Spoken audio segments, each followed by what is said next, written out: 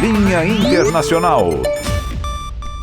E agora vamos conversar com o Jamil Chad. Aqui são 9h35, na Suíça, 1h35 da tarde.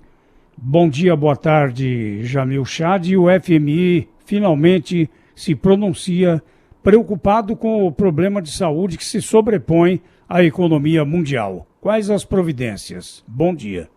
É isso mesmo, Zé Paulo. Bom dia para vocês todos aqui na Suíça, que a partir das 6 da tarde, para que vocês tenham uma ideia, 1, 2 da tarde do horário brasileiro, tudo vai fechar, salvo supermercados e farmácias. É uma medida anunciada aí pelo FMI, deixando muito claro que existe uma enorme preocupação em relação ao impacto nos mercados, na economia mundial, pedindo uma coordenação internacional para que haja algum tipo de resposta econômica, primeiro, à questão da saúde, ou seja, financiando justamente os serviços de saúde para que tenham a capacidade de dar uma resposta, mas também as próprias economias debilitadas depois já pelo menos uma semana de um colapso nos mercados financeiros que continua nessa segunda-feira, pelo menos aqui na Europa, colocando, obviamente, uma pressão muito grande sobre os governos. Hoje também teremos uma reunião do G7, dos líderes do G7, claro, por videoconferência, e amanhã uma conferência ainda por webcast, mas entre os presidentes da União Europeia. Portanto, muitas decisões que terão de ser tomadas nas próximas horas, decisões para resgatar os sistemas de saúde, mas também as economias, pelo menos deixá-las operar. Caso contrário, o impacto vai ser absolutamente profundo. Mas apesar disso tudo, Zé Paulo, apesar disso tudo, já estima-se aí que 2020 será um ano, sim, de recessão global. Ô Jamil, tem alguma previsão, né, de medidas mais drásticas aí para os próximos dias, além dessa reunião aí, OMS, o que você destaca aí da Europa aí? Porque conversar com você é mais ou menos conversar com o futuro, né? Porque é mais ou menos o que deve acontecer aqui no Brasil se essas providências todas não surtirem efeito. A gente fala muito sobre o que o governo pode fazer, mas como nós já destacamos aqui, isso tem uma certa limitação, depende muito também da população, né? Na Itália, os italianos não respeitaram num primeiro momento as determinações do governo e a gente viu no que deu. Então é importante sempre acompanhar o desdobramento do que está acontecendo na Europa, onde chegou o auge do coronavírus antes do que aqui na América, e importante a gente saber como que as autoridades estão lidando nesse momento de mais restrições por aí, Jamil.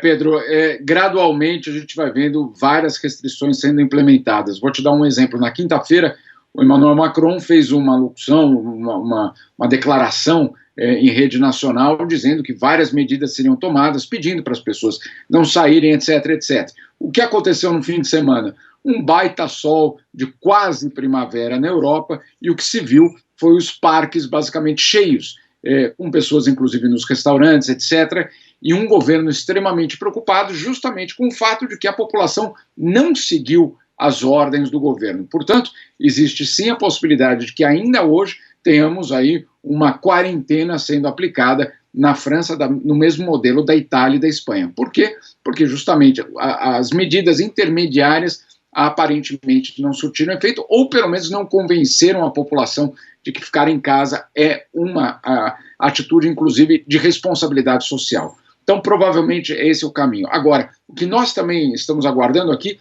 é saber qual vai ser a decisão da União Europeia em relação às fronteiras. Fronteiras europeias abertas já há pelo menos 20 anos, sem jamais terem sido fechadas. E, de repente, por conta do vírus, já temos aí a última notícia que acaba de entrar, é que a Hungria também fechou sua fronteira, a Alemanha com a França, controles bastante dramáticos, a Itália também. Então, você tem, obviamente, aí um caminho que aparenta ser justamente para o fechamento de fronteiras, não para o comércio, para pessoas.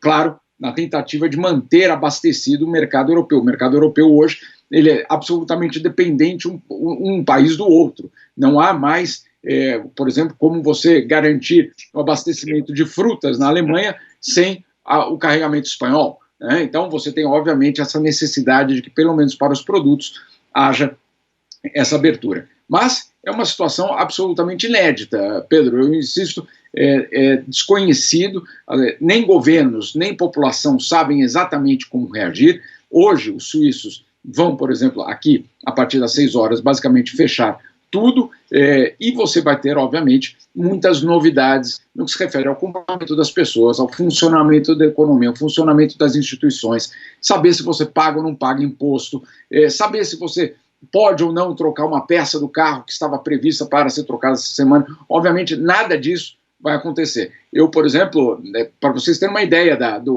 da mudança social, uma colega nossa, jornalista aqui na ONU, já de bastante idade e não tem nada a ver com o coronavírus, faleceu na semana passada. E os obséquios dela estavam marcados para essa semana. E nós todos recebemos um e-mail dizendo que os obséquios tinham sido cancelados pelo coronavírus. Ou seja, você tem aí de coisas, vamos dizer assim, absolutamente cotidianas, a eventos e até mesmo situações como essas sendo absolutamente revistas, moldadas à nova situação. Claro, por tudo isso, com as crianças em casa. Então você pode imaginar que, obviamente, está acontecendo um período de adaptação na Europa bastante importante.